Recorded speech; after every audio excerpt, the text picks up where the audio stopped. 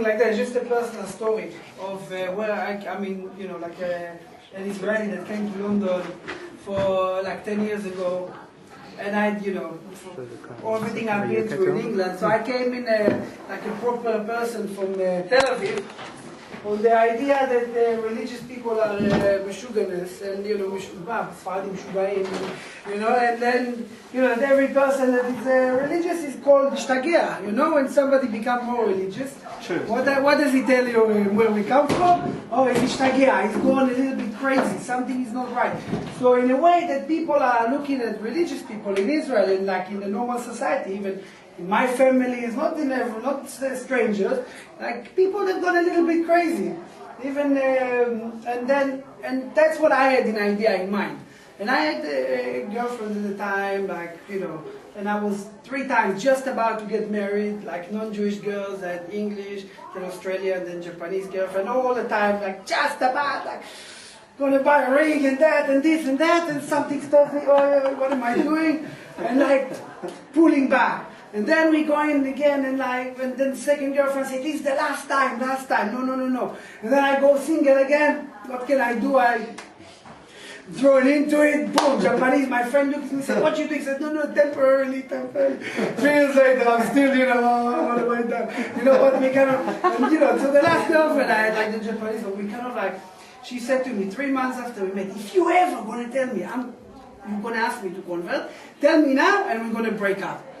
No, what you talking about? Of course, I'll never. And then what's happened? 3 years down the line, and I come to her and say, okay, sorry, you need to convert, if not, finish them. It's really hard thing to say. But anyway, then I had but basically I was going back to the Meshuganas and the religious people that are going a little bit crazy. So at the time I had a friend of mine, a very good friend of mine, some of you probably know who it is, and then he's and we used to go out together every Friday night to the cross. It was a great night, and every time, and he wasn't religious. We were doing lots of nice, good things in London and having fun, and then all of a sudden, good things. Yeah, good things, and all of a sudden he's becoming religious, and I was like, whoa, what are you doing? You ruin your life, and he's my best friend. And you know, when you don't live in Israel, you find your own family, and your friend is your family. It's not like you in Israel, you have your mother, father. We were like, we're still family, like we're every day together and everything. And then this guy becomes religious, and I'm like, Yannick, what you doing? So, what are you doing? You ruin your life. Stop doing it. Stop it. And he's like, no, please go, thanks God, please go, thanks God, Baruch, blah, blah. Like, why you ruin your life? And even I'm like, what is that? Oh, Ishtagea, he's going completely crazy. And then, so time goes by, and he's coming every week with a different gzera, you know, like a little punishment to me. It's like, this week we're not going there, it's not kosher anymore. Now we're eating only that because it's not kosher. I'm like, you know, ruining all the fun. Anyways, we keep going. So then, but one thing I can tell you about that guy, and I'm trying to prevent him, and I'm all of a sudden stopping and looking at him. Every time he comes to me with a new gzera, he actually becomes a happier person. So then I'm thinking to myself, hold on.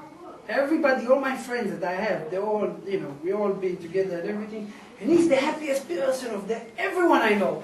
So maybe I should stop and think who's the real crazy person around here. Who's the crazy, he or everybody else? And that's when everything started to change for me. And I said, you know what? The guy becomes happier and happier and happier. And every time he comes with a new thing, he's happier and he's more ruchani. And you know, we know it now because we're doing a little bit more ruchani, that it's actually bring you happiness to your soul. Because this is the purpose of life at the end of the day, to be happy. And the guy is living in this life. And then, okay, so this is like what's happened with him. He's become religious. Now, I'll never say that I'm religious because I'm not, but I keep Shabbat, I do tefillin, I try to do what I can because I'm still with my job. I can't be religious anyway, another thing. But get to it. But then that's why even when I came in, the rabbi comes and gives me 2 kippahs. And he said, this is the black kippah, this one is a joke. He gave me this one. I said, no, give me this one. And one thing I'm fuma. Because it's important that you don't get, you know, people don't get even the wrong message. And like, but basically, so what's happened with him, and he's become religious, and he comes to me every day week, he said to me, I'm praying for you. Now it's become from him praying for himself, I'm praying for you. I said, I didn't stop praying. I'm marrying that girl. Finish. He said, oh, I'm praying for you. I'm praying for you. I don't know. Something has happened through the time. And those prayers actually, you know, something is starting to bother me. And I'm like, can't do it. And then our relationship started to be really, really bad. Really bad, like, you know, fighting all the time. Yes, convert, don't convert. Yes, yes, I'll do it. No, I don't do it. Then even like one time, you know, anyways, so many stories. And one time we, like, on our birthday, we said, okay, you know what? Let's take a weekend off. We're going to Paris. We're going to forget about Judaism. We're going to forget about everything. And we're going to Paris with our bags, and we're walking there to the hotel, and we said, no, talking about religious. And it was Friday night, Friday like daytime. As we're coming to the hotel, we both just stopping and we're holding our hand. How did it happen? No way. And we look in, and our hotel is here in the Paris Way, which is a very narrow street. Hotel is here, the doors. I wish I could go and just show you a picture of it. The big synagogue is right here. We both said, she booked it, not me. I didn't even know a booking. We're like, no, how did this happen? We look in, no, and I see then, okay, we're going into the room. I open the window to the room. I'm like, front window. Baruch אתה בבואך, ברוך אתה בצאתך. Big letter of joy. How did this happen?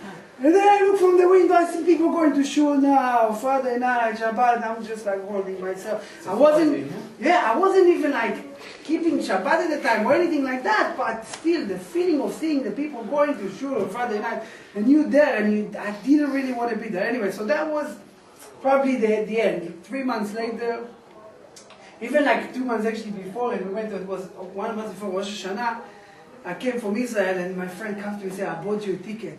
I said, what you mean? I bought you a ticket to Uman. I said, you crazy, what are you, we going to? Oh yeah, I'm so crazy. We're like, I said to her, no. Then I was thinking, oh, you know what?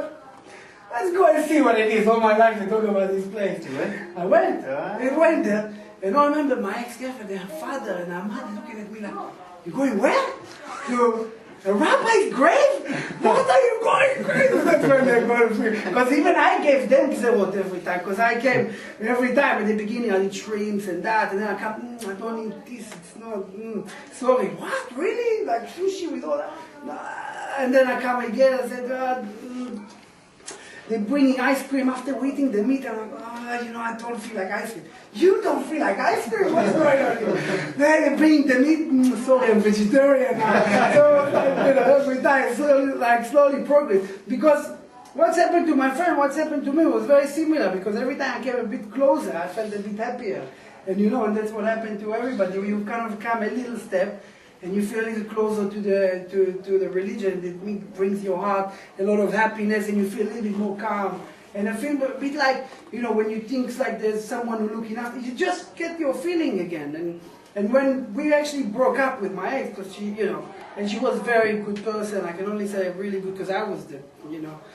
She asked me, she said, 3 months, I asked you, don't do. Anyway, so when we actually finished the relationship, and my friend was like looking at me, and I could just like go for, I was like, I just like this, and you hate me, yeah? And I was like, I was so upset at the time, because I really loved her and everything. And I said, yeah, I hate you like a father hates his child, like a child hates his father after he's done something wrong and he told him off. And that was what's happened. I was like, you know, I was like, really hate you. But he said to me, you know, don't worry, one day I promise you will sit on the birth of your daughter or your son, and your son and your daughter, please God, and we laugh about it. You'll see, it will all be for the good. And I'm like, it can't be. You know, anyway, we're like, 4 months after we broke up and everything, thanks God, I went on a blind date with my wife, and you know, the moment I saw her in front of my eyes, and there was 4 months of hell, I was like in agony, because I really wanted my ex back, and it was really tough time.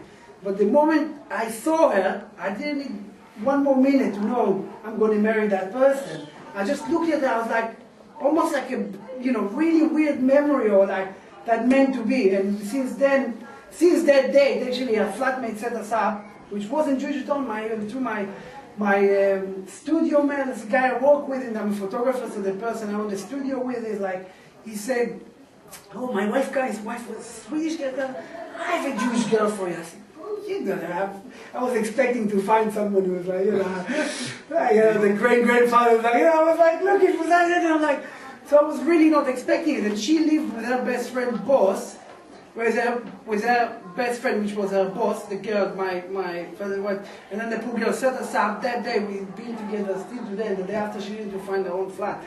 Because we are literally like, you know, moved in together basically almost straight away. 4 months later, we got engaged, and a year later we got married, and thanks God, like last month with a baby girl, and you know, and that's the sort of story. So. I